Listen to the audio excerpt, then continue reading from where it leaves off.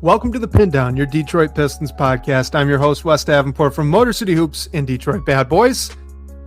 And if you're tuning in here with us live, you already can tell, but our guy Blake, he actually had to, on very short notice, we knew like maybe, an hour ago, right? That Blake actually had to cover some solo dad duty, and it happens. We got it. But again, as you guys can see, we've got our guy Robbie Bettel on again. You know him and have seen him as Bobby Buckets in the DBB comment section, but he's back with us today. We're breaking down all the newest, rumors, news, actual. We should say that with quotation marks, actual NBA basketball. That's actually now happened for the Detroit Pistons. But Robbie, man, how are you doing? Doing great, man. Was happy to. I'm gonna call it actual basketball. I'll define it as that. I was happy to watch some basketball. Granted, it reminded me of when I was coaching in high school, as Always it looked like a JV team and against another JV team. But Corey looked good. Was really excited about that, and honestly, I'm looking forward to Sunday's game now. I'm ready for the next one. Oh, me too. I mean, honestly, I've been in basketball withdrawal since the Pistons have gotten eliminated. I've just been. It's nice that this is coming so quick, because they did last so long into the season. It did feel like Summer League snuck up on us a little bit here, but yeah, I'm thankful it's back. I'm looking forward to Sunday again. I got to say though, you bring up like the high school JV thing. Do you also really miss the Orlando Summer League for that? Yeah. That was reason? And puppy points. Like I miss puppy points, and I love that it's still a thing in the DBB comments, even during regular season. Like we won the first quarter, we got a puppy point. Like, yeah, I certainly that's like the OG Summer League to me is Orlando. Oh man, yeah, and guys, if you're a little newer of a fan, because I mean, when did that end? Was that like 2016? Maybe it ended. I was thinking of this the other day. I don't remember but that same thing crossed my mind of like, when did they stop going from Orlando and switch to Las Vegas? Where did the first like teams like Boozer and them were playing earlier? Where was that one at? Because that wasn't Vegas, right? Oh, could that have been? I know the California Classic's been around for a while. So I mean, that this year, that's what that was. The first little go around was the California Classic thing. Okay. And I know that's been going on for a while. Do they still do the Utah one? Utah used to have one out in Salt Lake City. Maybe. But they're all still, it's all kind of fallen away. Like, no, it doesn't seem like many people really tune into the early stuff. Now it's all in Vegas. And I don't know, guys, if you are younger, you haven't seen it. It was literally in the Orlando Magic's practice gym. There were no bleachers. It was like just a one row bleacher setup where it's a bench, right? Where they also set up the media, and there's just no room. It was very much your JV high school gym. If you dove out of bounds, you broke your neck. It was very tight, very constrained. The squeaks of the shoes were just deafening on the broadcast. It was the best. Really low camera angle too. Like you were literally, someone was just sitting in there holding an old tape recorder. It looked like that's what it was. Man, that was my first Summer League experience watching that. Oh, it's so fun. That's just pure basketball. Yeah, it made me think of like my high school in the auxiliary gym. Not even they weren't even playing in the main gym. It's like they're playing in an auxiliary gym. And yeah, it's the bleachers that are like 2 rows up. You sit on the top one, you put your feet down on the other one, and that was all the seating that was in the gym. And it was just like NBA personnel too, were the only people in attendance. So really, you'd get some funny stuff with the benches because the benches truly had to create all of the energy. There was no spectators. Well, this is a total digression. So we'll step aside. You mentioned Corey had a nice game. I think we just start there. And Robbie, guys, he put out a little kind of mini clip up right of his first Summer League game, what we saw from Corey. But why don't you kind of break it down for us? What did you like? Maybe what did you just didn't like? Where does he need to work on? What stood out from Abuka Corey? Yeah, at first I got a little bit worried because he wasn't super aggressive in the first quarter. And Phylon was like letting it fly from deep. He was like being super aggressive, and Corey was not. And I was like, oh boy, here we go. We picked the wrong point guard already. You know what I mean? I instantly went doom and gloom, but he picked it up as the game went on. Got to get he was a little bit more aggressive, but I was trying to remember. I feel like in a past summer league, I don't remember if it was Stan Van Gundy or somebody like told a player not to dunk in summer league, to focus on his finishing by not dunking and forcing him to be crafty at the rim or be physical. I think it was KCP. I'm not told. I'm pulling that out of my, but I think it's KCP. Do you have any idea? I mean, was SVG early enough in Drummond's career for that? The other guess was Sadiq. I don't think so. I think Sadiq. Sadiq was after. So KCP's a good guess. But that, I give maybe Henry Ellenson. Superstar. He couldn't dunk. So no. So to that point, my reason for bringing that up is like, I know that coaches put players in uncomfortable positions or to want them to work on things in summer league that they don't normally do. Right. Bruce Brown. Was it Bruce? I bet it was Bruce Brown. We'll have to do some digging and figure out who it was. But no, wait, maybe he was Casey. Crap. All right, I just derailed you. I'm sorry. No, this is a good trip down memory lane of our past rosters. But I think at the beginning of the game, I think they wanted him to do more point guard like things, try to get his teammates involved, try to just orchestrate the offense instead of like, we know he can drop 20 points. He's done it consistently. Frankly, he's kind of done it 30 points somewhat consistently at Stanford. So we know he can score. So I thought early, like they were just trying to get him doing more point guard-esque things instead of scoring. But once he kind of flipped the switch in the second half, this is like, all right, this guy's pretty good. And I think what was most fascinating to me is he just didn't get sped up at all. Like he was in control the entire time. It looked like the guys that were guarding him were given like max effort, and he like casually, he had like 3 or 4 drives at the end of the game that he got to the rim and just made it look so easy. So it was nice to see everything that in the scouting report of like, hey, this guy lives in the paint. I feel like I finally got to see it in NBA action where I was like, yeah, he can get into the paint whenever he wants. And in that article that I wrote today, kind of did some cut-ups of how he was scoring in transition at the paint. He had 2 off the dribble threes, which were super impressive. The 2 that he knocked down, like a little sidestep, and then an off the dribble when Broom was in that deep in the paint.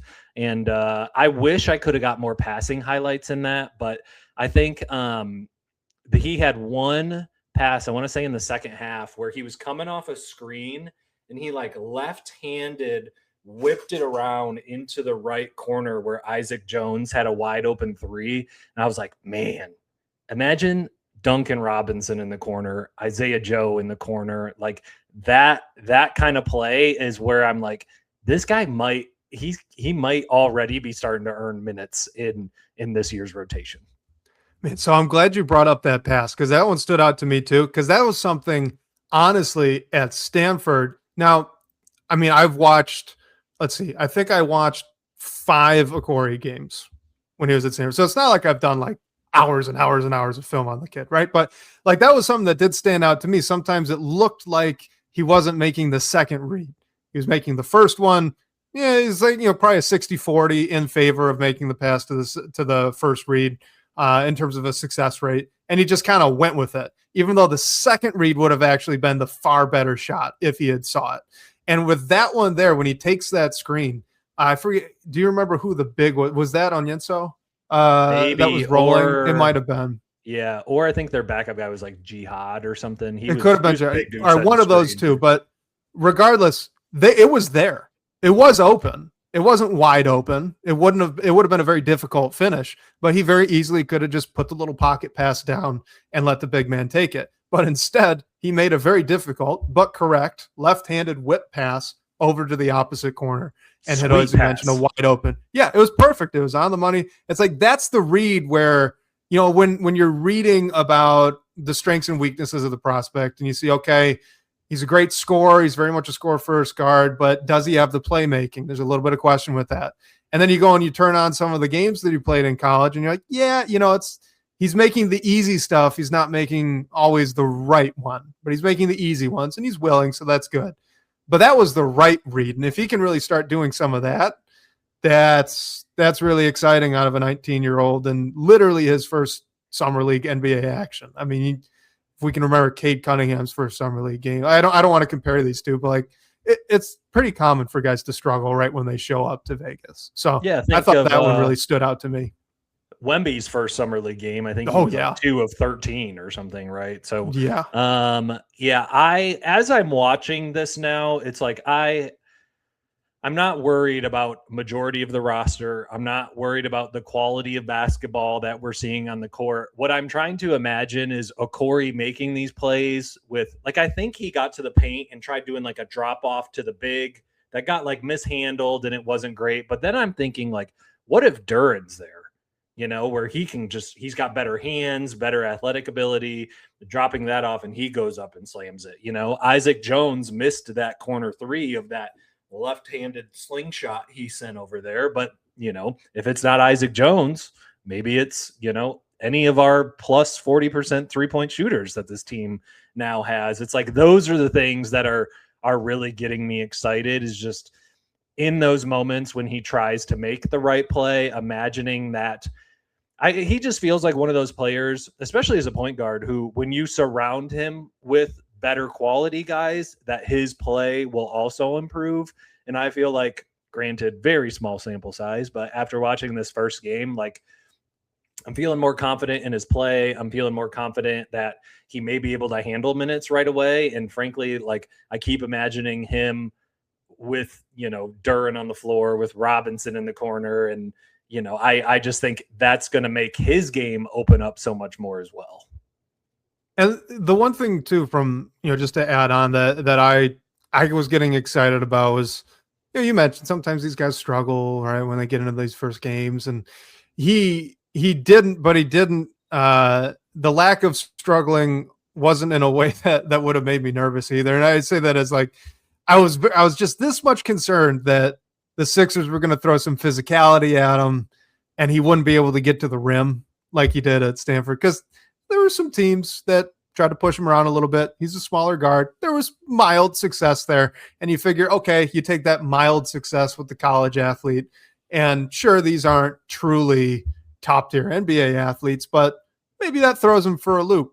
It did not. I thought actually in that first half, he was very reserved in a productive way. It looked like he just wasn't trying to force things. And then when you got into the second half, he just looked comfortable. And I cannot remember the last time I've watched a player that, we'll just call it in a Pistons uniform because it technically counts, that can just flip the defender's hips as easily as he can. Like you mentioned, his speed, he's so fluid with the speed. This is a weird thing to say, but it's a little Ish Smith-like. You remember Ish? It's a great comparison. Here's a blur. I think that yes. Like he had a train. They pressed him full court in the first quarter. It might have been his first bucket or his second bucket. It was his first bucket when they pressed him, and he got to like mid-court, made a little move, and they just couldn't stay with him the entire way, and he got a layup. I think Ish Smith is a great comparison for him, honestly. And it's a taller Ish Smith. It's a heavier Ish Smith. It's more physical. Ish Smith that can shoot. Could maybe shoot a little bit. It's just that way that he can get to his spot. And the easy comparison, because he's going to be wearing the same number, would have been like to compare to Jaden Ivey. But the thing with Ivey was he was very much straight line. Like he was so explosive off the catch and turning the corner off of a handoff or in a pick and roll. Okori is legitimately a guy you can get him the ball in an ISO situation. At least it seems like that from his college tape. And now it's translated into this one level step up that he can just go and create an advantage. And the Pistons don't have actually anyone else really on the roster other than maybe a Jalen Duran mid post where he can just get downhill because he can go through most people instead of around. Like they don't have anyone other than K that can do that. So yeah, I was getting pretty excited too, just that little bit translated for him here as well. Like these are still almost NBA caliber players, most of them. Philon's a very good player himself. He's going to be on that roster. And he was just dancing around all of them, getting to his spots. I wish some of the finishes were a little more strategic, but he'll get there with that. It was very, very promising I would say, from the first Yeah. summer league game. I would say Ish, and I saw the Dennis Schroeder comparison in the comments. I think that's another good one. I think he's way more Ish than he is Ivy. Like, I feel like everyone sees 23 and just immediately associates him with Ivy. But I agree with you where Ivy is more of just like a downhill guy. And I feel like a Corey or Ish or Dennis are more side to side guys. Like, he split a couple ball screens. He split that a couple of times. His first 3 was split in a ball screen. He had a couple in the getting to the rim in the second half. Like, I don't really see an Ivy because of how like shifty and side to side moving he is. Whereas Ivy was, I think, I mean, obviously he was fast, but straight line fast and obviously an athlete. Where I don't think a Corey, is getting posters on anybody, but I'm with you. It's just like he's so shifty in his side to side movement. He had a nice little floater that he got fouled on too from the free throw line, where even him showing a little, if I can't get to the rim, even having a little, if he can be a 3-level scorer and he splits a ball screen and he's got that Cade mid range from 15 feet, that should be an option for him. I'm excited about him, honestly. Yeah, me too. I think the scoring potential is through the roof. And that floater you mentioned, that was something he did very well at Stanford as well. Had a very good touch on that kind of close range shot, which is great especially for a guy for his size. But another guy that, in my book, firmly in the is he too good for summer league minutes right now conversation. Like, I want to see one more game of this, but if Isaac Jones does what he did in that game against the Sixers. I mean, let me just read this off to you. He had 22 points in 30 minutes. He was 9 of 15 from the floor, 2 of 4 from 3, which is a big marker for him. He's a guy that, you needed him to work on that 3-point shot. 4 rebounds, 2 blocks. I mean, he played great, man. He did. Had like 3 posters and missed another, right? Like when he got to the rim, he was dunking on somebody. His block on Phylon, where he just like was in the air for so long to pin it off the backboard. I thought that block was sweet. Isaac, here's where I'm like, this is going to be a weird comparison. Here's another throwback to some old Pistons rosters. Kind of reminds me of Tony Mitchell in a way, of like an uber athletic power forward, where I'm like, is he just more athletic than everybody in a summer league gym? But then he gets into an NBA gym and he's just like as athletic as everybody else and doesn't have like a standout skill. He's certainly an athlete. I think I remember during the broadcast, he was like, he shot like 23%, 25% from 3, I think last season with the Crews.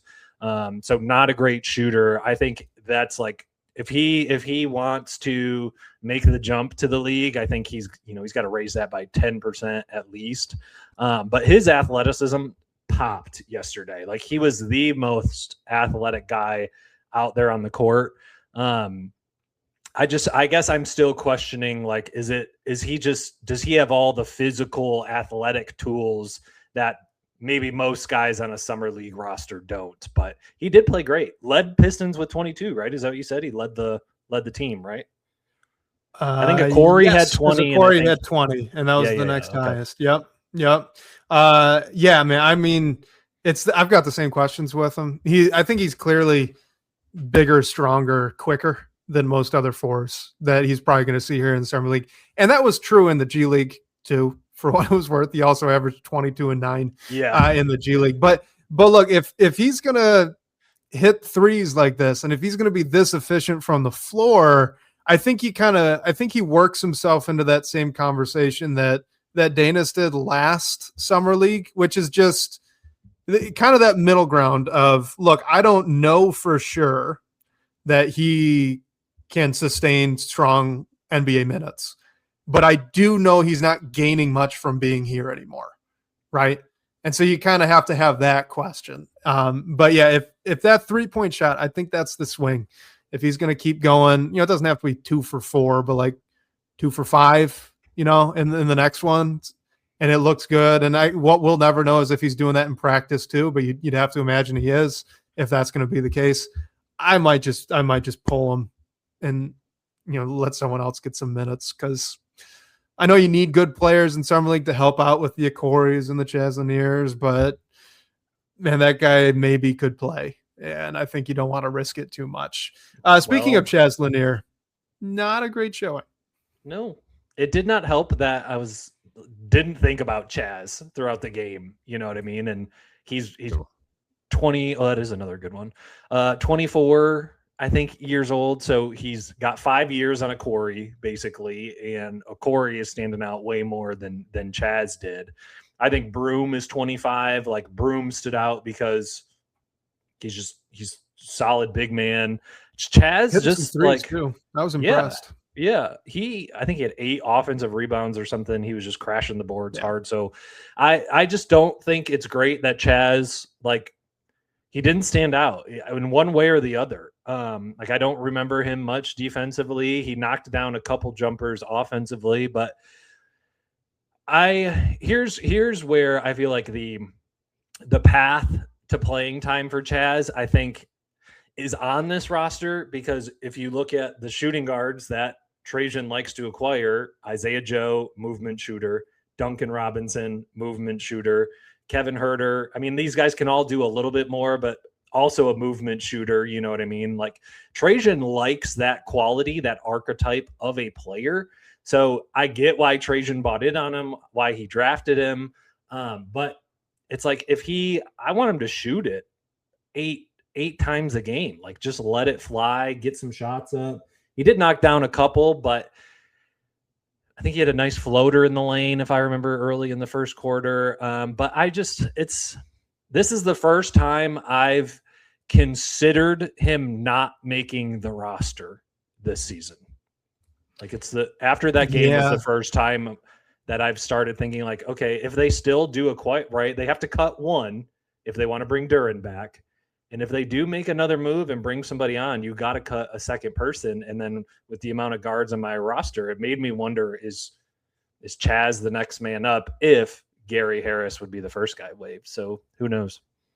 And I think that's fair because, I mean, look, I know it's just one game, but he played the most minutes on the team in this first game. He went 4 of 11, which is the third most shots, if I'm reading this all correctly, and only 1 of 6 from 3. Like, I'm with you. His path is off-ball shooter, right? So, honestly, in this kind of summer league environment, if you're playing 32 minutes and you're an NBA caliber off-ball movement shooter, which he needs to prove that he is, that needs to be more like 10 3-point attempts, to your point, right? And you're hoping he's making 5, almost 50%, because the defense just shouldn't be as good. Now, his one make looked really nice. So he had that going for him. It did. It did look good. And maybe this is another. I mean, I was pretty impressed with the Sixers, the way that they came out. They were pressing full court. They were trapping a Corey right out. Yeah, they played some really good defense for a summer league basketball game. I was impressed with them for that. I don't think that can be an excuse here for Lanier, but maybe it explains a little bit. I mean, if you're a shooter, you get bumped too much, you're a little off rhythm. Now it's tougher getting back into the game with that rhythm, right, as you kind of move forward. We'll see how he looks in the next one. But, yeah, I mean, I'd say red flag alert for Chaz Lanier after one game, but a tentative one. I mean, he's still he looks like a talented shooter. He's just got to actually make it happen. Yellow flag. Yellow flag. I like that. A little cautious. Yeah. Who do you want to hit next? I mean, I guess we should probably on Yenso. Yeah, let's hit on Yenso. I think immediately, like, he's just so raw. Like, you can tell this guy just needs to play. I think the 2-way contract instantly just seems like a great call on his point. I find it kind of hilarious that his first block was on Broom on a corner 3. Wasn't at the rim. And he covered some ground to get there. And he was darn near under the hoop. It was impressive. I was like, oh, okay, this is how we're going to start off our first NBA block, with a corner 3.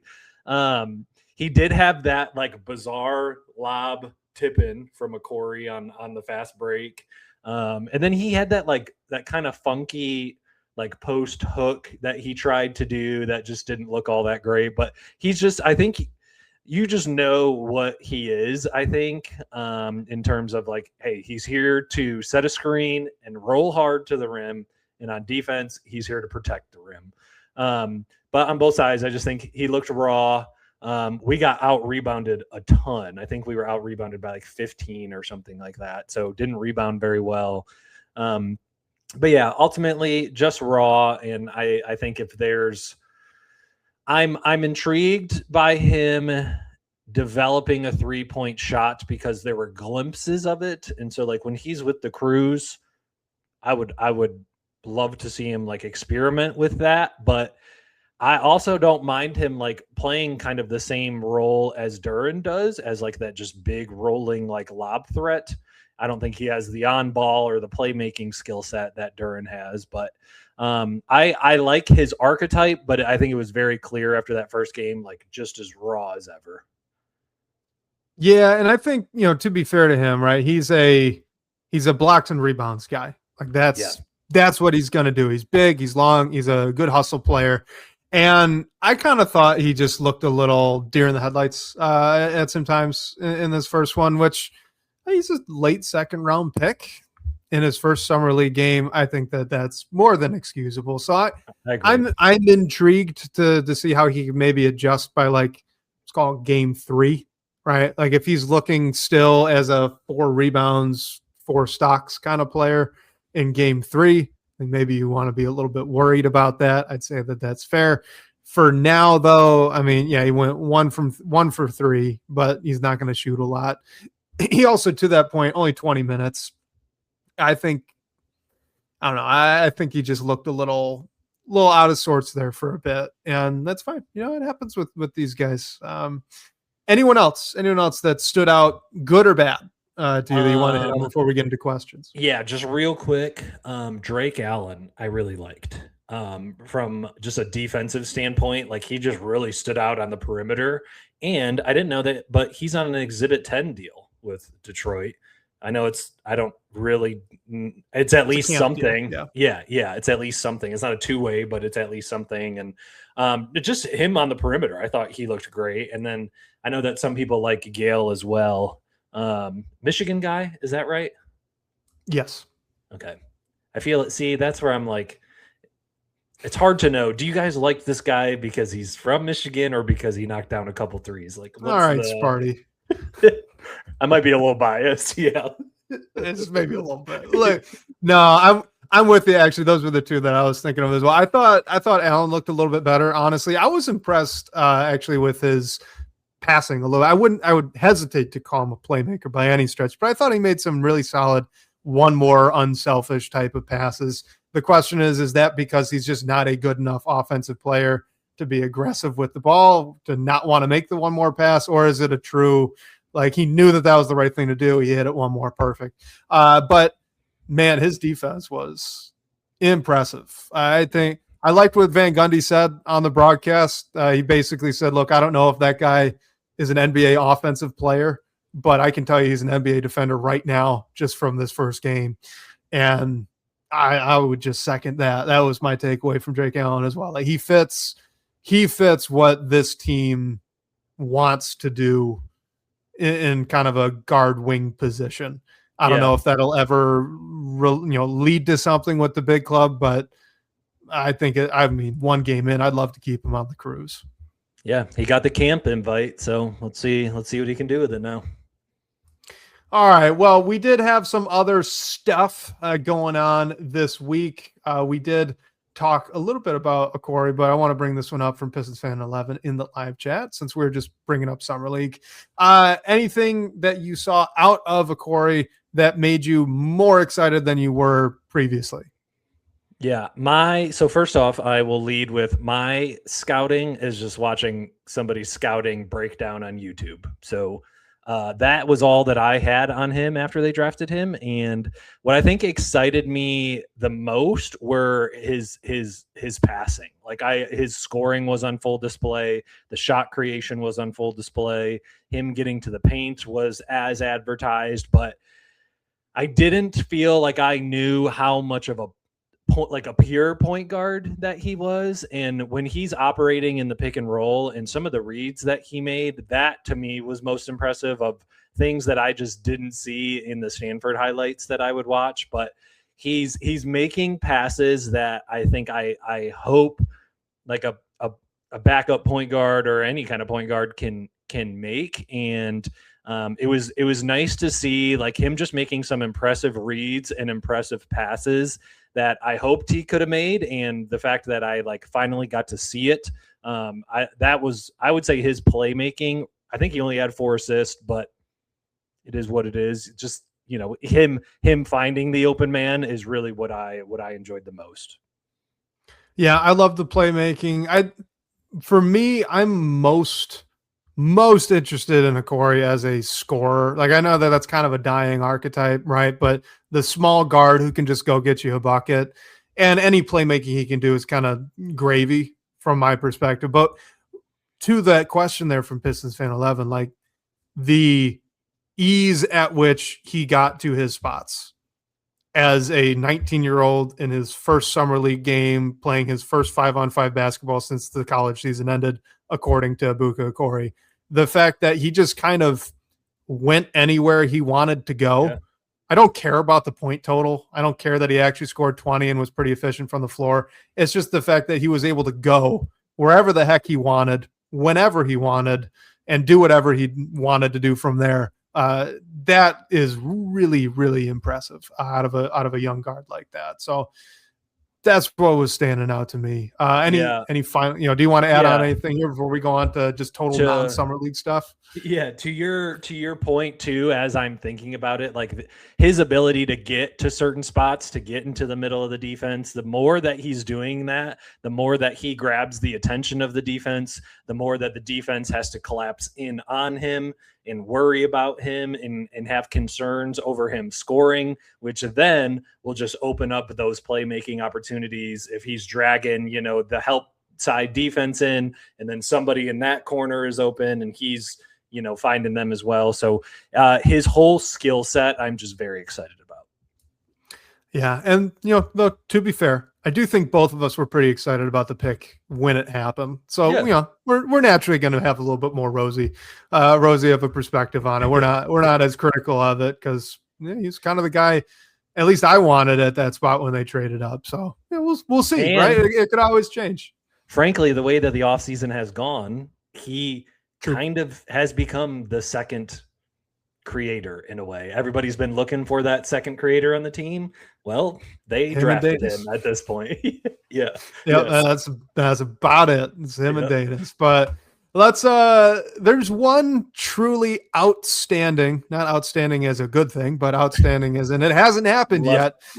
Element, yet to occur. Element of this offseason. And that's Jalen Duren. So here's the question. This is from Jeffrey Mercer in the DVV comments. Will Duren take less than the maximum? And could you see him taking the qualifying offer? How long do you think this is all going to drag out? So with that, I want to throw a couple of numbers at you because I do think that all of this is important. And then I want to get your response. So Jalen Duren, this is per Keith Smith, when he made that All-NBA team, he is eligible for a 5-year, $287 million contract. The average annual value of that is about $57 million per season. Detroit is the only team that can give him that.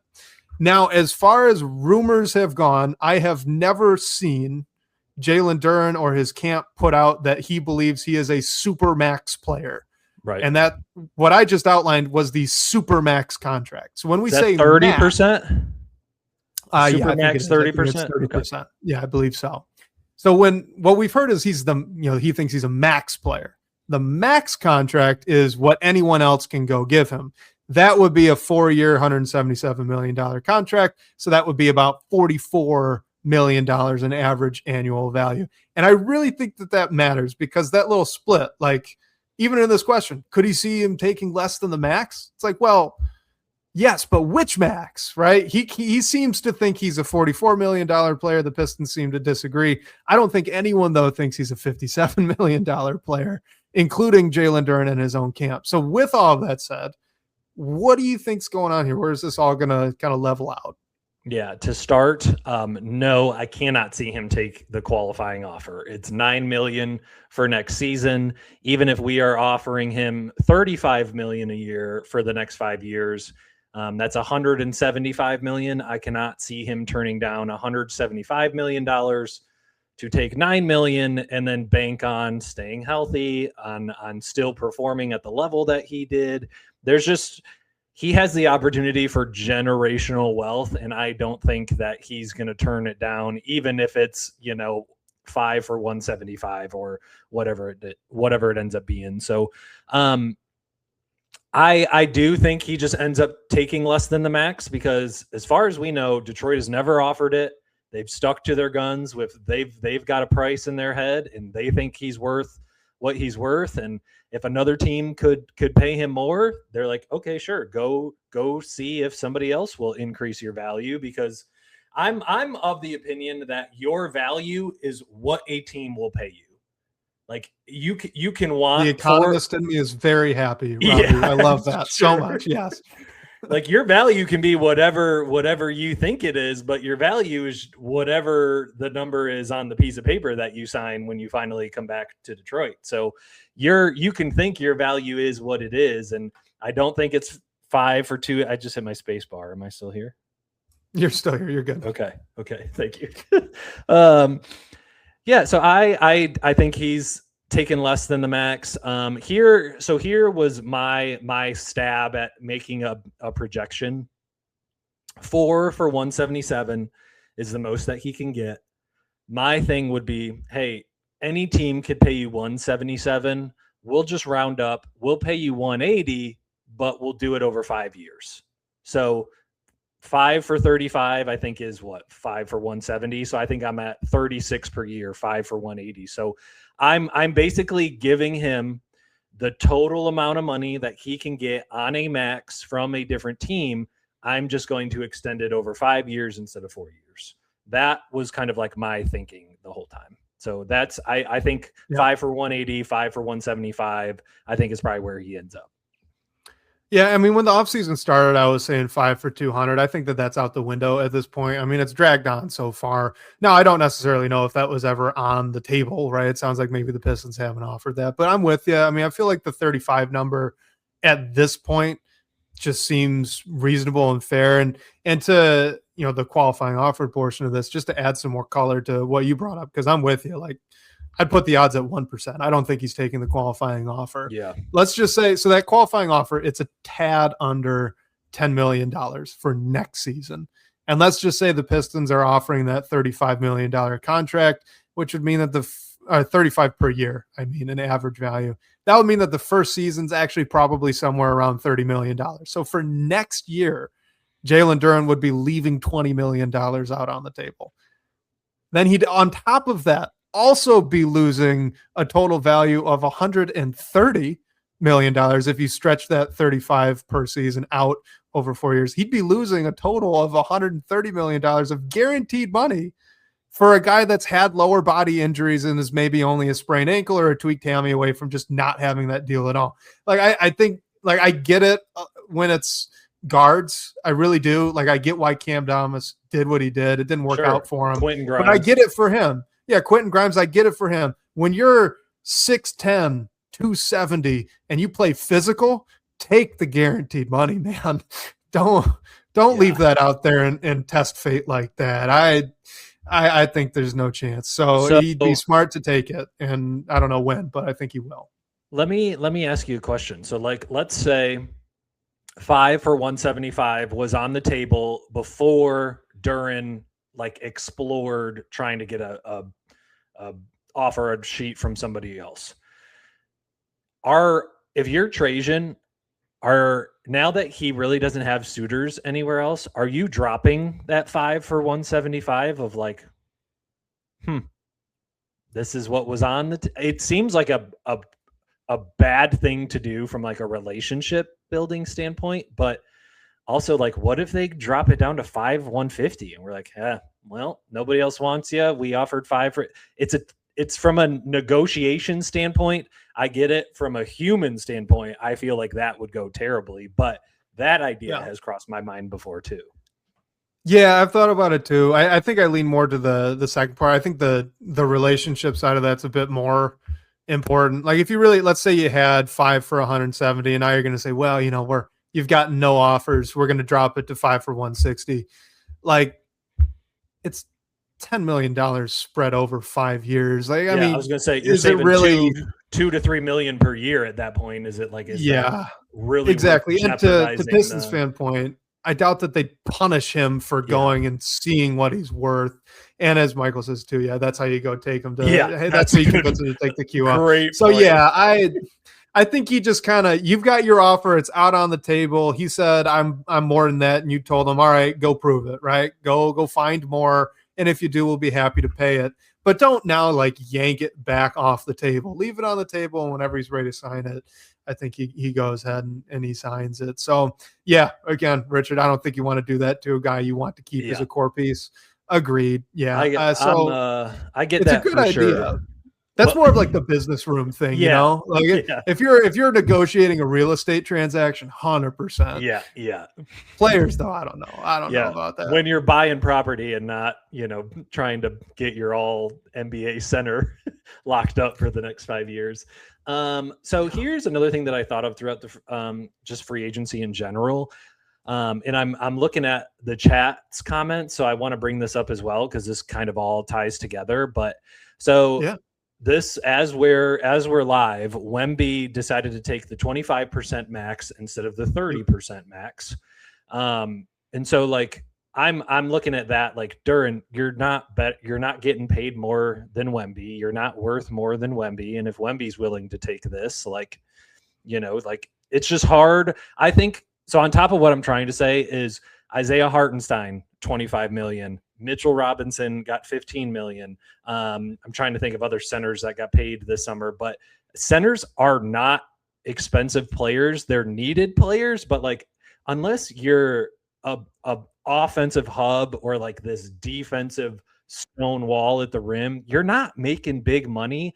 And every single center contract that came out this summer did not favor Duren's perspective, did not favor Duren's side of like, hey, I deserve this kind of cash. And frankly, it's like everything has been lower than I expected it to be. And now that Wemby, I think is just like one of one. He's from a human standpoint, from whatever, like just his perspective on things at his age, moving to America and just his maturity. I think he's really one of one. But the fact that even he's like, yeah, I'll take 25%. Like, sure, I'm worth your entire payroll, San Antonio, but I will, 25% will do. It's just like, it's another center in the league that is not getting paid what I guess people would expect him to get paid. So I find the whole center market fascinating.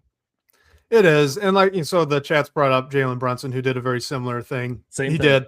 But at that same token, I mean, for every Jalen Brunson, there's also the Trae Youngs, right? It's very much it's very much a personal preference for guy. I won't blame any of the players for saying, I'm going to go maximize what I can get. I also don't, I'd like to think that if I were in the position, I'd do what Wemby's doing. I'd do what Brunson did and take a little bit less to get a better shot at winning it. But the other side of that is, well, then the team's got to go justify it, right? Yeah, like the Knicks didn't have to go win it. Yeah. Like it wasn't looking good actually when the season started for the vibes there in New York. And congrats to those guys, obviously, right? Like they won it and they played great. They had a heck of a run in the postseason, but that was not guaranteed, is my point. So if you're a star player and you're saying, well, I'm turning down millions of dollars now in this case, because that's a pretty big change for Wemby. I'm turning down millions of dollars, and now my team doesn't back it up because I didn't have the front office and coaching staff and players around me. Like now I'm really pissed. Right. I think there's a flip side to that as well.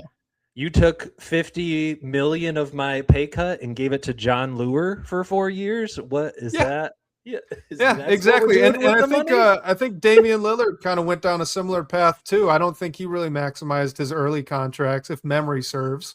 he wanted to be a lifelong Blazer. And then, look what happened. I mean, I know he's back now, but that got messy there for a second because they just weren't good enough. So, yeah, I mean, like it's what it is. It'll be wild, though, if Duren's earning about the same as Wembanyama at one point here. That's going to be something. Yeah. And I want to shout this out. Mimsy313, look at the doggy. All coming. Yeah, so, my pupper's in here. But you guys, you haven't noticed Robbie's pupper back there has been just sleeping and hanging out this whole time. Back here. Yeah. I can hear him snoring through my headphones. You gotta have your alerts on here. All right, so these are some good ones here. I want to do these two kind of as one, just kind of looking more holistically right at the offseason. So we got Jacob Ball here. Basically, are the Pistons done? Do you think they're going to make any more big moves? We did also get that as a live question. Dan Kaminsky, are they done making moves? Could there be another big one left? And then on that note, we've got this from Gil Medina on Twitter. Shout out to Gil. He said, I didn't think that last offseason moves would lead to 60 wins, so it's easy to overreact in July, but they could lose 10 more games, still win 50. So he doesn't think they got worse. Is that really so bad? All this is to say, Robbie, are they done? And if they are, is that a bad thing? So before I answer that, I'm curious what you think. I think if they win 50 games next season, I think that's a good season. I think he does kind of blend in. Yeah. Wes, what is your, like, if they win 50 games, do you think that's a successful season? I think if they win 50 and host a playoff series again, good season, even if they won 10 less games or whatever. Yeah, I mean, I think it's hard to say that 50 wins in any season's a bad outcome. Yes, and totally blank. Funny comparing it to we lost 10 less games, but still won 50. Yeah. I'm of the opinion that they are done. I think they probably waive Gary Harris or Chaz Lanier once they sign Duren. Since they're at 15 currently, and Duren is not technically on the roster, so they do have to waive one guy when they bring Duren back. I think they're done, but what I will say is I think this roster is now set up for a move in February. They have plenty of depth at guard position. You have plenty of contracts that should be movable. Duncan on the non-guaranteed.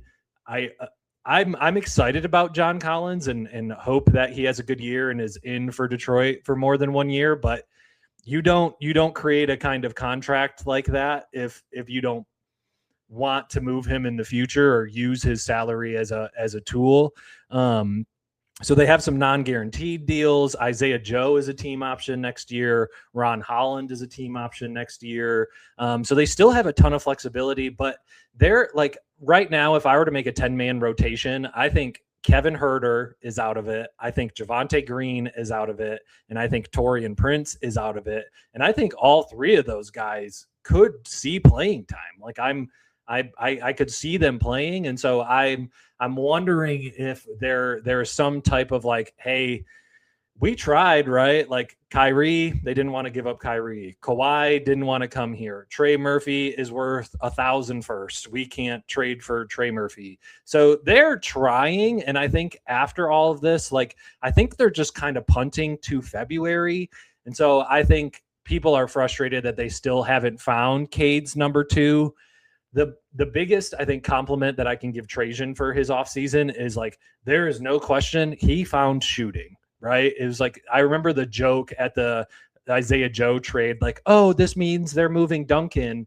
And it's like, hey, we're allowed to have more than one shooter on the team. And it's, 40% Isaiah Joe, 40% Duncan is still here. John Collins, 40%, Taurean Prince, 40%.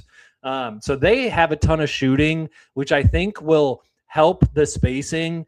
But I also think they're riding out Asar and Duren as like both of them carrying the secondary playmaker role, I think. So which now that there's a bunch of shooting around them, I don't hate it. I don't hate the idea of it. I think it's not super sexy to everyone who wanted a big deal, who wanted Trey Murphy to come in, who wanted the Shams notification to hit on their phone of 3 first-round picks for Trey Murphy. And so I'm happy Trajan, like it seemed like he did his due diligence. Like I feel like they were in every report.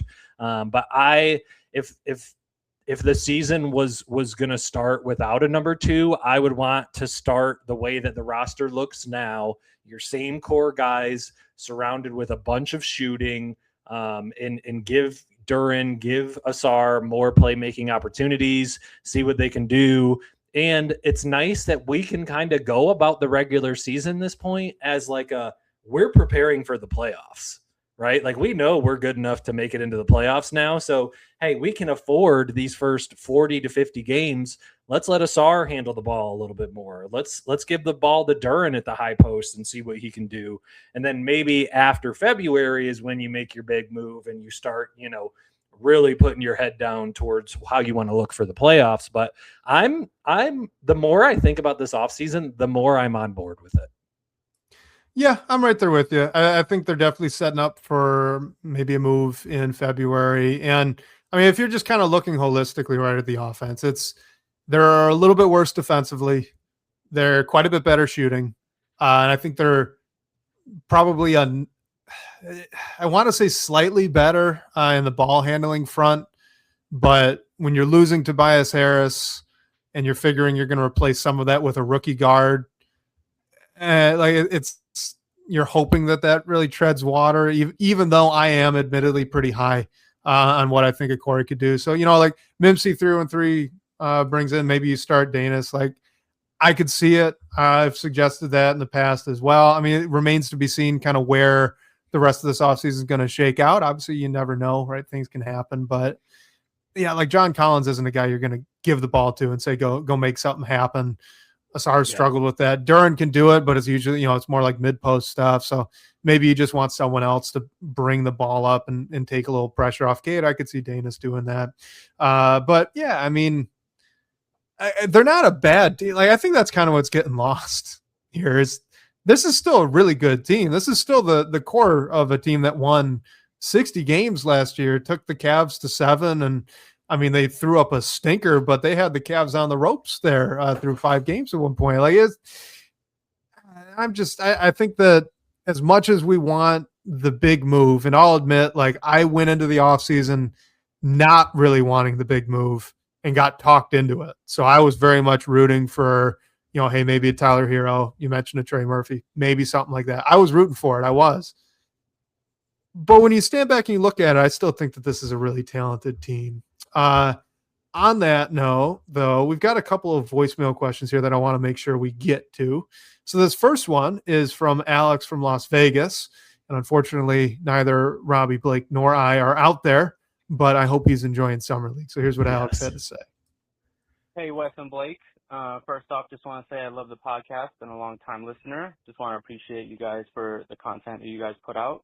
Also, Wes, for being such a hard worker. I really appreciate the Pistons Pulse as well. I think you do very well with that. I have a few questions, but first question is, do you have any hot takes as far as things that may be happening between now and, let's say, the trade deadline? 2 would be, what are your thoughts on this current recent trade that we just got?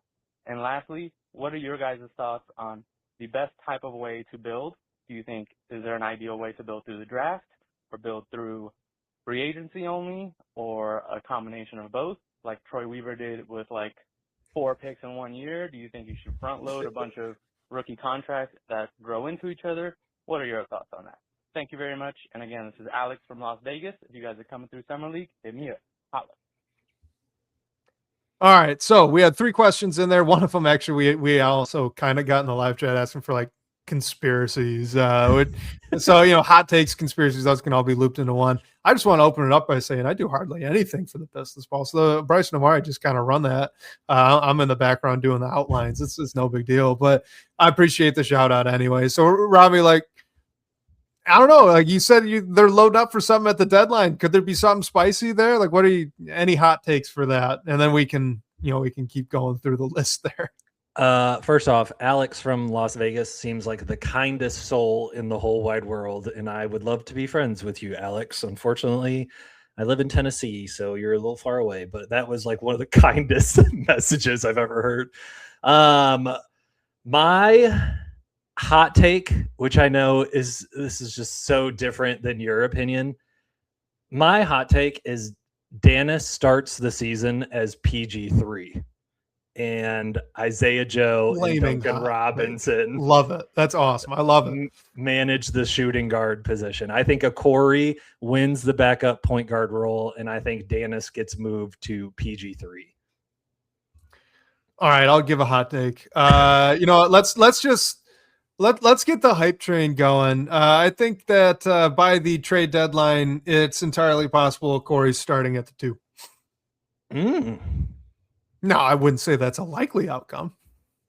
To walk back my hot take immediately, but he can do something that no one else on this team can right now. And if they don't make a big addition at the deadline or before, they very much need someone next to Cade that can just go create an advantage. And as much as I love Danis Jenkins, he either needs the defense to already be pre-rotated, playing off of a second action, or to be getting a handoff or a pick and roll. That is not something that Okori needs. At least it doesn't look like it at Stanford. So if you can make that translate and you're just going to say, hey, we need someone that can go out there and create a 5-on-4 in the half court, which they desperately needed in the playoffs. Yeah. You might turn to the rookie. What about the other questions here? Yeah, sorry, go ahead. Well, to your point, I'm intrigued. I guess this is kind of the Killian and Cade thing that we saw a couple years ago of like Cade playing next to a pure point guard. The idea of Cade being like this go-to off-ball scorer is very appealing to me as well. That was for your take. That comment was for your take. Yes, it was. That's why I put it on. Okay. What was the other question that he asked? What was, we had hot takes. We had a trade thing. All right. So we had hot takes between now and the trade deadline. We had the best, thoughts on the recent trade. So we should talk about that. The massive team trade. Oh, well, all of it, I guess. Right. I mean, it was huge, but yeah. And then after that, like quick thoughts on if you want to front load draft picks during a rebuild. Yeah. The trading to me just kind of seemed like trying to balance the roster a little bit more, dumping Karras, dumping Sasser with all of the guards that you have. I still feel like the roster has a little bit of imbalance because at this point, I think Ron is playing the backup 4, which my first thought is like, I don't want him playing that, but I think I'm coming around to that more because if I think Taurean Prince is a 4 who is 2 inches shorter than Ron, and if I think Javonte, well, I don't think Javante's a 4, but he has played some 4. He guarded Paolo in the playoffs, and he's like 6'4". So if those 2 guys can be considered a 4, Ron can be considered a 4. And from a team building standpoint, I would say just do the opposite of whatever Troy Weaver does. But in all reality, any day, in all reality, I think you have to build through the draft because we're seeing it with Jalen Duren right now in restricted free agency. Teams have so much control over players that you draft. And so being able to basically guarantee yourself 9 years of work with the guy that you draft is such a huge advantage for teams. So I think it's all about swinging as hard as you can and hoping that you land a star guy and then you ink him for 4 years on his rookie deal, 5 years on his next deal and keep it going from there.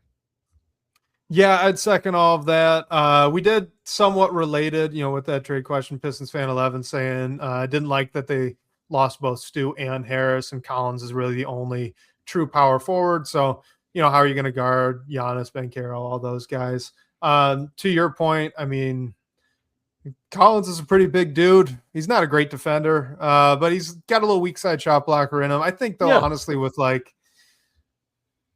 I wouldn't be too worried about him guarding Paolo. I think I'd like to have him on, if it's the Heat, you're kind of choosing between him or Duren on Giannis. I think I'd rather have Collins on Giannis than Duren just to avoid the foul trouble. And I don't think anybody's guarding Giannis anyway, Exactly. Guard Giannis. But Harris and Collins, to me, they're similar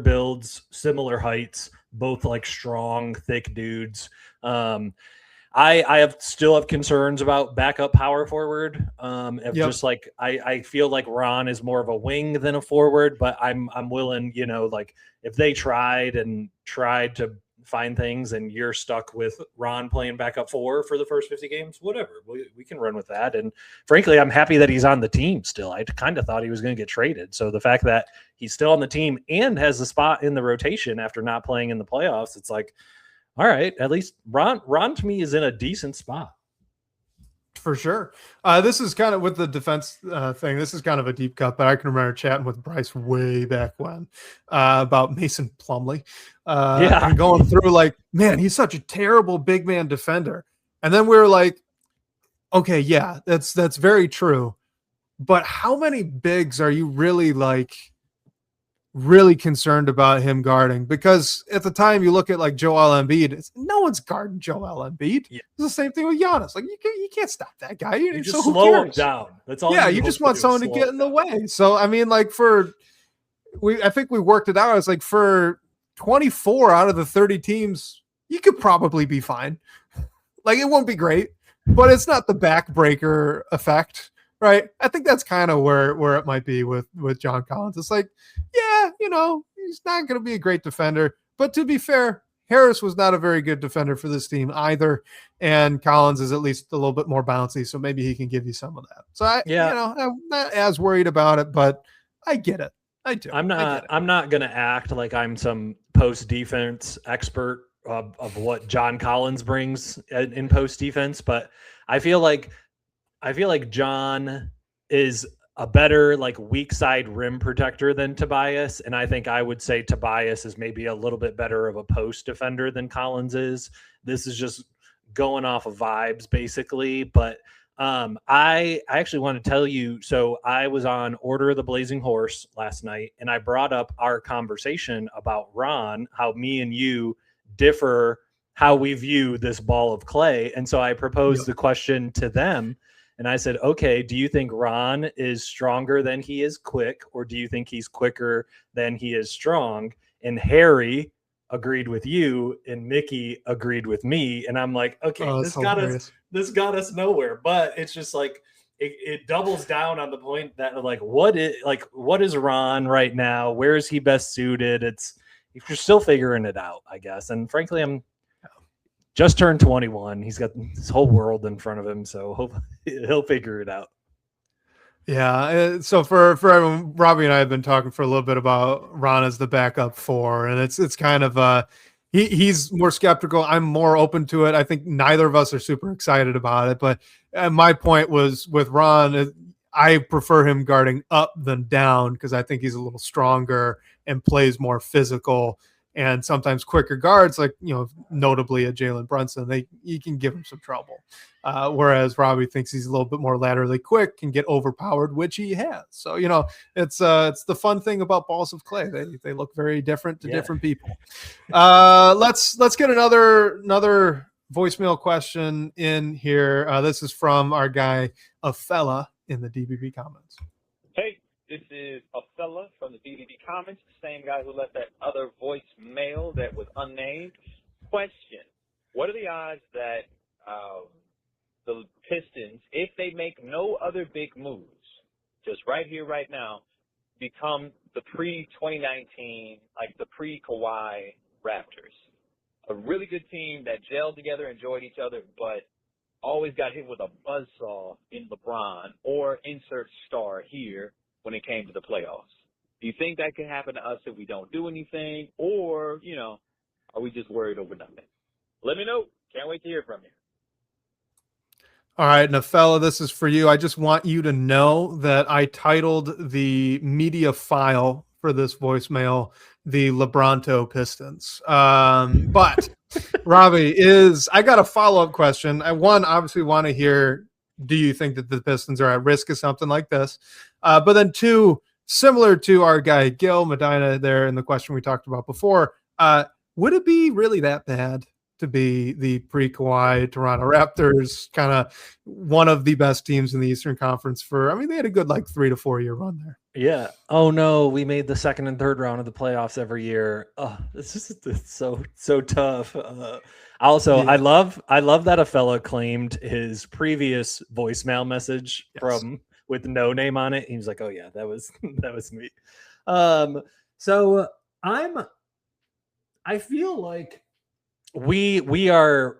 I guess I need more of a sample size with this Pistons team to kind of get a couple consecutive playoff years in a row to see where they land. But like this team, it's kind of fascinating to where like you could argue that they were one game away from the Eastern Conference Finals.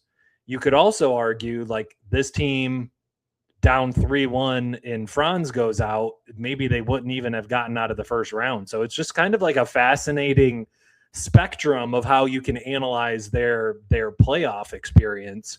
To his example, I don't think there's a LeBron right now that, you know, is haunting us over and over again. Maybe I do like that the Knicks are kind of becoming a rivalry. So maybe we've got some Knicks action in our future, but I think what's most exciting for me about the pre-Kawhi comparison is eventually you get to the Kawhi Toronto Raptors where they finally went all in and made that move. And I guess I'm kind of hoping that, you know, maybe our Kawhi move is in February of Landon, you know, that guy that takes us over the top and gets us in there. But I also think maybe they ride this roster out a little bit more with their young guys, and but it is a great comparison.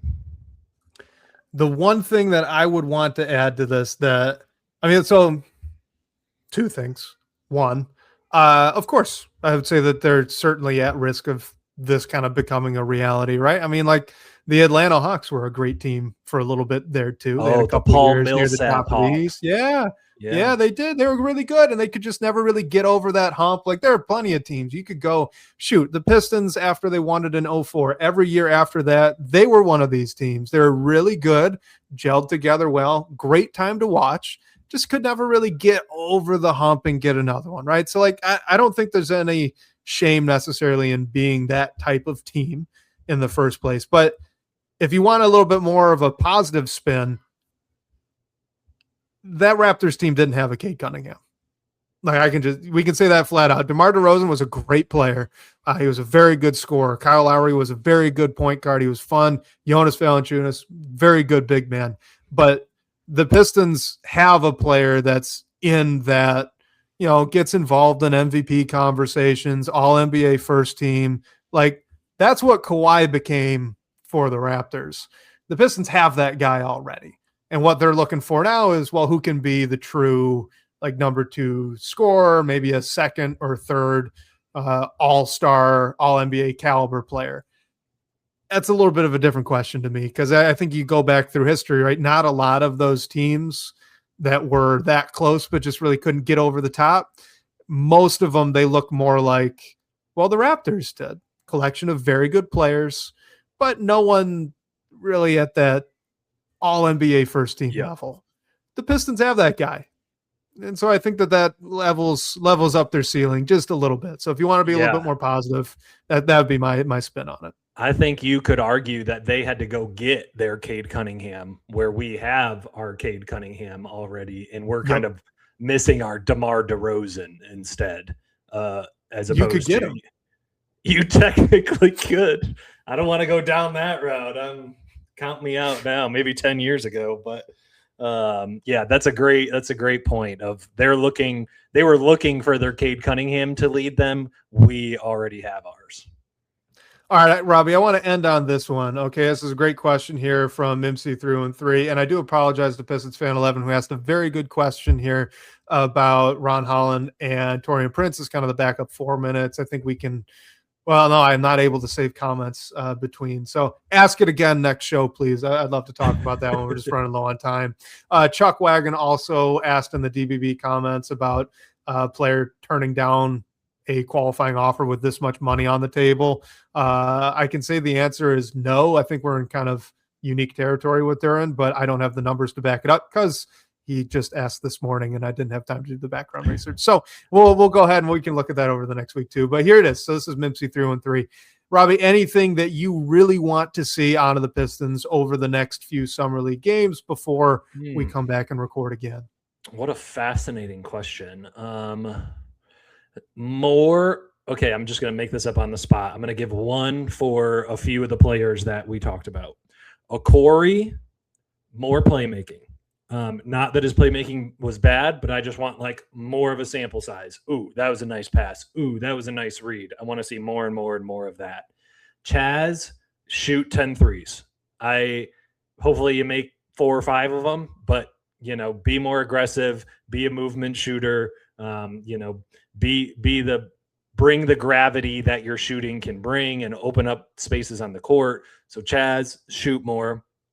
On Yenso, just look more comfortable, I would say. Just look like you're, a little more confident out there.